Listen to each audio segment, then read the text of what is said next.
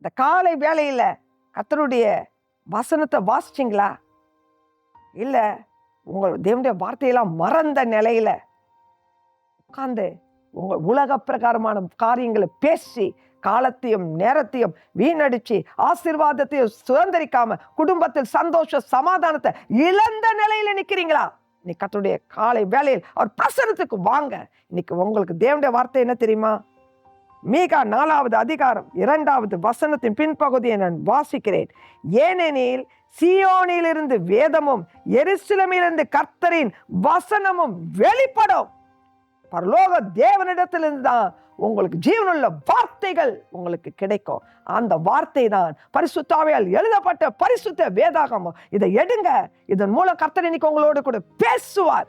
மனுஷன் அப்பத்தினால மாத்திரமல்ல, தேவனுடைய வாயிலிருந்து வருகிற ஒவ்வொரு வார்த்தையால் பிழைப்பான். விசுவாசிங்க, இந்த வார்த்தையை பிடித்துக் கொள்ளுங்க. இன்னைக்கு கர்த்தர் உங்களோடு கூட அவருடைய வார்த்தையின் மூலம் கட்டாயம் உங்க காரியங்களுக்கு பேசுவார்.